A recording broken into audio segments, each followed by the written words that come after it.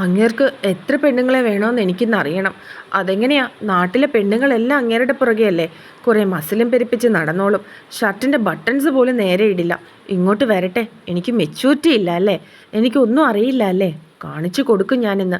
ആമി പാതി കരഞ്ഞും ദേഷ്യത്തോടെയും പറഞ്ഞു. എനിക്കെൻ്റെ മനുവേട്ടനെ കാണണം. എൻ്റെ മനുവേട്ടനെ നല്ലോണം വേദനിച്ച് കാണും അല്ലേടി. ഞാൻ എൻ്റെ മനുവേട്ടനെ നോക്കിയിട്ട് വരാം. ചിന്നു പറഞ്ഞുകൊണ്ട് എഴുന്നേറ്റു. എനിക്കും കാണണം ആ കാലനെ.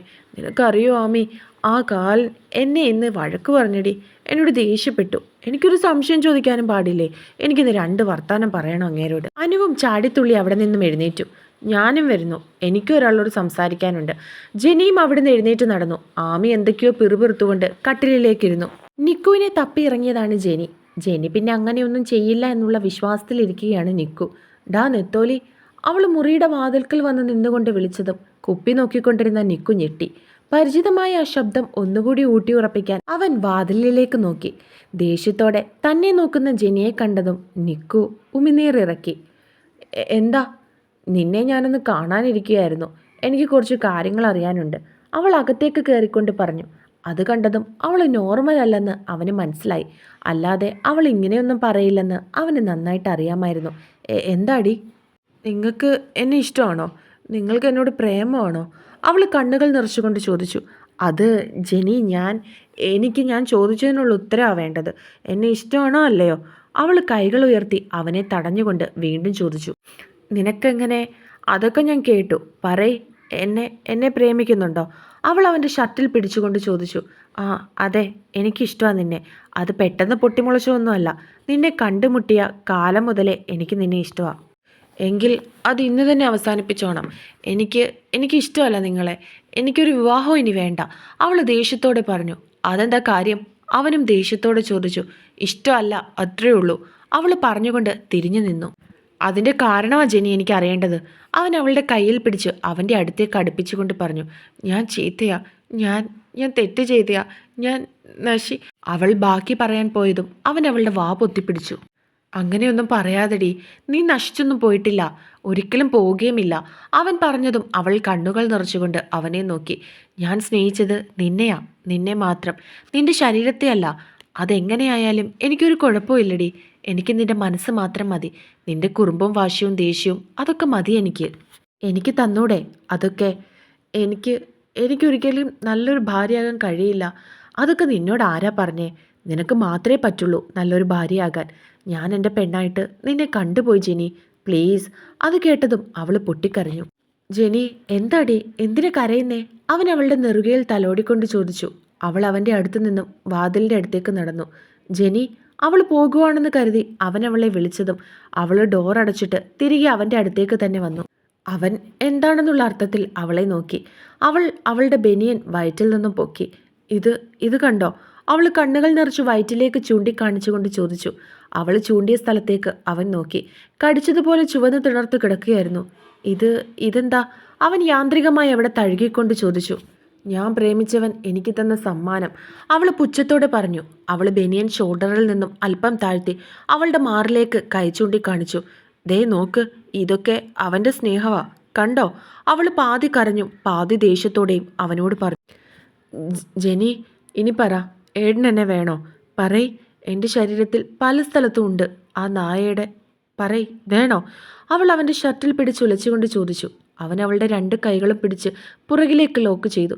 മാറിക്കിടന്ന അവളുടെ ഡ്രസ്സ് അവൻ ശരിയാക്കി ഇട്ടുകൊടുത്തു. വേണം, എനിക്ക് വേണം നിന്നെ മതിയടി എനിക്ക്.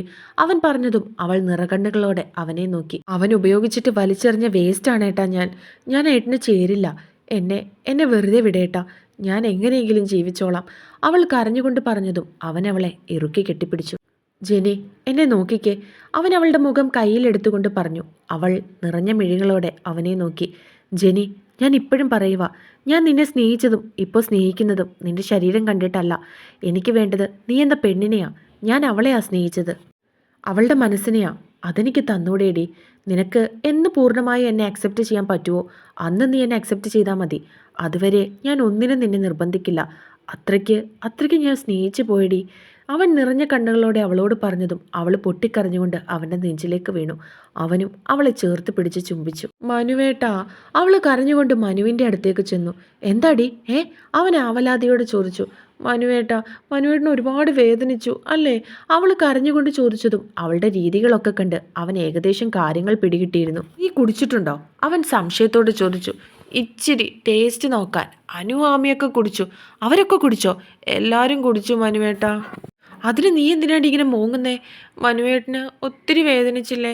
എനിക്ക് സഹിക്കാൻ പറ്റുന്നില്ല. നല്ലോണം വേദനിച്ചു ചിന്നൂട്ടാ. ഏട്ടന് ഒട്ടും വയ്യ. അവനും അതേ ടോണിൽ തന്നെ അവളോട് മറുപടി പറഞ്ഞു. എനിക്കും വേദനിച്ചു. മനുവേട്ടന് വേദനിച്ചാൽ എനിക്കും വേദനിക്കും. അവൾ ചുണ്ടുകൾ പിളർത്തി പറഞ്ഞു. അവനതൊക്കെ കണ്ട് ചിരി വരുന്നുണ്ടായിരുന്നു. വേദന മാറാൻ ഒരു മരുന്നുണ്ട്. എന്താ മനുവേട്ടാ, കടയിൽ കിട്ടുന്നതാണോ? എങ്കിൽ വാ, നമുക്ക് പോയി വാങ്ങിയിട്ട് വരാം. അവൾ അവൻ്റെ കയ്യിൽ പിടിച്ചുകൊണ്ട് പറഞ്ഞു. അത് നമ്മുടെ കയ്യിൽ തന്നെ ഉള്ളതാ, കടയിൽ ചെന്നാൽ കിട്ടില്ല. അവൻ ചിരിച്ചുകൊണ്ട് പറഞ്ഞതും അവൾ സംശയത്തോടെ നോക്കി. വാ. അവൻ അവളുടെ കയ്യിൽ പിടിച്ചുകൊണ്ട് ബാൽക്കണിയിലേക്ക് പോയി.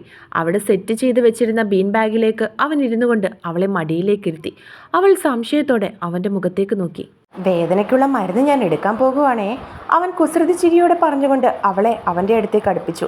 അവളുടെ കണ്ണുകൾ കൂമ്പിയടഞ്ഞു. അവൻ്റെ കണ്ണുകൾ അവളുടെ മുഖം മുഴുവൻ ഓടി നടന്നു. അവൻ അവളുടെ നെറ്റിയിൽ അമർത്തി ചുംബിച്ചു. 2 കണ്ണുകളിലും ചുണ്ടുകൾ ചേർത്ത അവൻ അവളുടെ 2 കവളിലും അമർത്തി ചുംബിച്ചിരുന്നു. അവളുടെ വിറയ്ക്കുന്ന ചുണ്ടുകളിൽ അവനൊന്ന് മുത്തിക്കൊണ്ട് മാറി. അവൻ കണ്ണുകൾ വലിച്ചു തുറന്നുകൊണ്ട് അവൻ്റെ മുഖത്തേക്ക് നോക്കി. അവൻ്റെ കൈകൾ അവളുടെ ശരീരത്തിൽ ഓടി നടന്നു. പൂർണ്ണമായും അവൻ അവനെ തന്നെ അവൾക്ക് വിട്ടുകൊടുത്തു. അവൾ അവൻ്റെ ചുണ്ടുകളെ വാശിയോടെ ചുംബിച്ചു. ഒടുവിൽ കിതപ്പോടെ അവളത് അവസാനിപ്പിക്കാൻ പോയതും അവനതിനെ അനുവദിക്കാതെ അവളെ തിരിച്ചു ചുംബിക്കാൻ തുടങ്ങി. വീണ്ടും അവളുടെ കണ്ണുകൾ ഇറുക്കി അടച്ചു പിടിച്ചു. അവൾ അവൻ്റെ ഷർട്ടിൽ ചുരുട്ടിപ്പിടിച്ചു. ഏറെ നേരത്തെ ചുംബനത്തിനൊടുവിൽ അവൻ അവളെ മോചിപ്പിച്ചു. അവൾ അവൻ്റെ നെറ്റിയിലേക്ക് നെറ്റിമുട്ടിച്ചുകൊണ്ട് അവനെ നോക്കി ശ്വാസം എടുത്തുകൊണ്ടിരുന്നു. അവൻ്റെ ഉമിനീരിനാൽ കുതിർന്ന അവളുടെ ചുണ്ടിലേക്ക് അവൻ വിരലുകൾ കൊണ്ട് തഴുകി. ലവ് യു ചിന്നൂട്ടാ. അവൻ ഒന്നുകൂടി അവളുടെ ചുണ്ടിൽ അമർത്തി ചുംബിച്ചുകൊണ്ട് പറഞ്ഞതും അവൾ അവൻ്റെ കഴുത്തിൽ കൂടി കൈയിട്ടുകൊണ്ട് അവനെ ഇറുക്കി പിടിച്ചു. അവൻ്റെ കഴുത്തിൽ എന്തോ നനവറിഞ്ഞതും അവൻ ബലമായി അവളെ അടർത്തി മാറ്റി. എന്താ ചിന്നു? ഒരുപാട് വേദനിച്ചു അല്ലേ? അവൾ കണ്ണുകൾ നിറച്ചുകൊണ്ട് അവൻ്റെ കെട്ടിവെച്ചിരിക്കുന്ന നെറ്റിയിൽ തലോടിക്കൊണ്ട് ചോദിച്ചു. ഇപ്പോൾ വേദന പോയല്ലോ. വേദനയുടെ മരുന്നല്ലേ എൻ്റെ പെണ്ണെനിക്ക് തന്നത്. എന്നും ഇതുപോലെ തരുവാണെങ്കിൽ എൻ്റെ വേദന പെട്ടെന്ന് മാറും. അവൻ ചിരിച്ചുകൊണ്ട് പറഞ്ഞു. പോ മനുവേട്ടാ.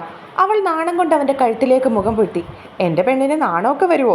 അവൻ ചിരിച്ചുകൊണ്ട് അവളെ കളിയാക്കിയതും അവൾ അവൻ്റെ കഴുത്തിൽ അമർത്തിക്കടിച്ചു. വിടടി യക്ഷി. അവൻ അവളുടെ ഇടുപ്പിൽ പിച്ചിക്കൊണ്ട് പറഞ്ഞു. അവൾ ഇടുപ്പിൽ ഒഴിഞ്ഞുകൊണ്ട് അവനെ കപടദേഷ്യത്തോടെ നോക്കി. വേദനിച്ചോണ്ടാ, സോറി. അവൻ കുഞ്ഞുകുട്ടികൾ പറയുന്നത് പോലെ പറഞ്ഞതും അവൾ ചിരിച്ചുകൊണ്ട് അവൻ്റെ മുഖം മുഴുവൻ ചുംബിച്ചു. എടോ ദേവാ, ദേവാ, ഇങ്ങേരിത് എവിടെ പോയി? അവൾ വലിയ വായിൽ വിളിച്ചുകൊണ്ട് ദേവനെ തിരക്കി വരികയാണ്. അയ്യോ, ദേ വരുന്നു പിശാശ്. അവൻ പറഞ്ഞുകൊണ്ട് വാതിലിന് പുറകിൽ ഒളിച്ചു നിന്നു. അവൾ മുറിയിലേക്ക് കയറി എല്ലായിടവും നോക്കി. ഇങ്ങേരിനെ ആവിയായിപ്പോയോ?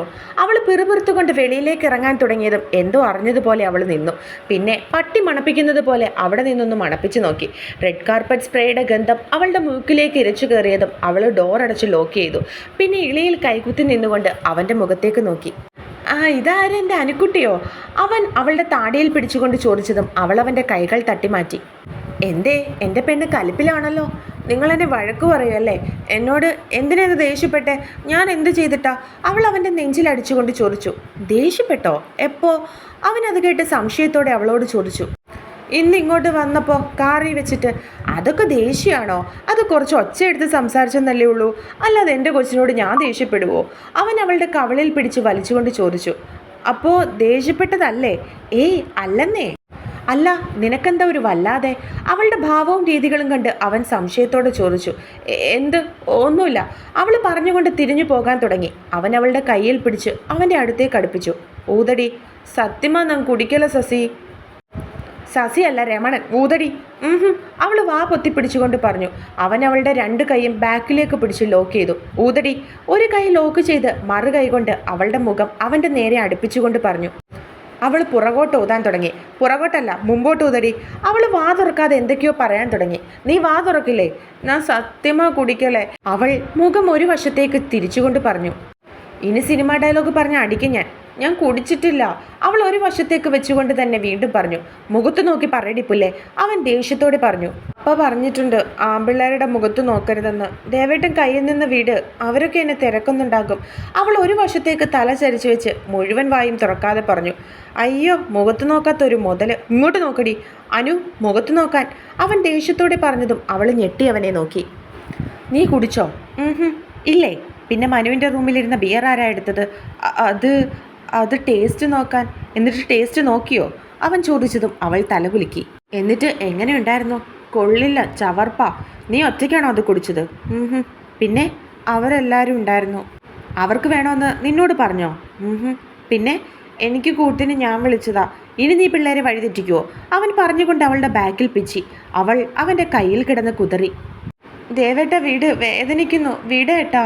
ഇനി നീ ഇമാതിരി പരിപാടി ചെയ്യുവോ? അവൻ പിച്ചിക്കൊണ്ട് തന്നെ ചോദിച്ചു. ഇല്ല. ഇനി നീ പിള്ളേരെ വഴിതെറ്റിക്കുവോ? ഞാൻ തെറ്റിയാലും അവരെ തെറ്റിക്കൂല, വിടേട്ടാ, എനിക്ക് വേദനിക്കുന്നു. അവൾ പറഞ്ഞതും അവൻ അവളുടെ പിടിവിട്ടു. അവൾക്ക് നല്ലോണം വേദനിച്ചു. അവൾ അവിടെ ഒഴിഞ്ഞുകൊണ്ട് കുനിഞ്ഞു നിന്നു. അവൻ കുറച്ചു നേരം അവളെ തന്നെ നോക്കി.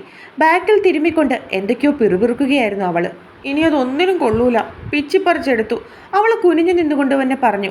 ഇടയ്ക്കിടയ്ക്ക് കണ്ണുനീർ തുടയ്ക്കുന്നുണ്ട്. അത് കണ്ടതും അവൾക്ക് നല്ലോണം വേദനിച്ചെന്ന് അവന് മനസ്സിലായി. അനൂട്ടാ, അവൻ വിളിച്ചുകൊണ്ട് അവളുടെ താടിത്തുമ്പിൽ പിടിച്ചുയർത്തി. വേണ്ട, ഞാൻ വഴിതെറ്റിക്കുന്നവളാ, ഞാൻ പൊക്കോളാം. അവൾ പറഞ്ഞുകൊണ്ട് ഡോർ ലോക്ക് എടുക്കാനായി പോയതും അവൻ അവളെ പൊക്കിയെടുത്ത് ഇടുപ്പിലായി ഇരുത്തിക്കൊണ്ട് ഭിത്തിയിലേക്ക് ചേർത്ത് നിർത്തി. വിട്, എന്നെ തൊടണ്ട. അവൾ കരഞ്ഞുകൊണ്ട് അവൻ്റെ തോളിലടിക്കാൻ തുടങ്ങി. അവൻ ചിരിച്ചുകൊണ്ട് അവളുടെ കഴുത്തിലേക്ക് മുഖം പുഴ്ത്തി. വിട്, എന്നെ താഴെ ഇറക്ക്, വിടാൻ. മിണ്ടാതിരിക്കടി പുല്ലേ, പുല്ല് നിങ്ങളുടെ മറ്റവള്, എന്നെ വിടടോ തെണ്ടി. അവൾ പറഞ്ഞുകൊണ്ട് വീണ്ടും അവനെ തല്ലാൻ തുടങ്ങിയതും അവൻ ഒരു കൈകൊണ്ട് അവളുടെ ഇടുപ്പിലൂടെ ചുറ്റിപ്പിടിച്ച് മറു കൈകൊണ്ട് അവളുടെ രണ്ട് കൈകളും മുകളിലേക്ക് വെച്ച് ലോക്ക് ചെയ്തു. ഇനി നീ വാ തുറന്ന എൻ്റെ രീതികൾ മാറും അനു, നിനക്കത് താങ്ങാൻ പറ്റിയെന്ന് വരില്ല. പിന്നെ കുന്തം, എന്നെ താഴെ ഇറക്ക്. അവൾ വലിയ വായിൽ പറഞ്ഞുകൊണ്ടിരുന്നു. ഇവൾ ഒരു നടക്കി പോവില്ലല്ലോ. അവൻ പറഞ്ഞുകൊണ്ട് അവളുടെ ചുണ്ടിലേക്ക് ചുണ്ടുകൾ ചേർത്തു. അവൾ കണ്ണുകൾ ഇറുക്കിയടച്ചു.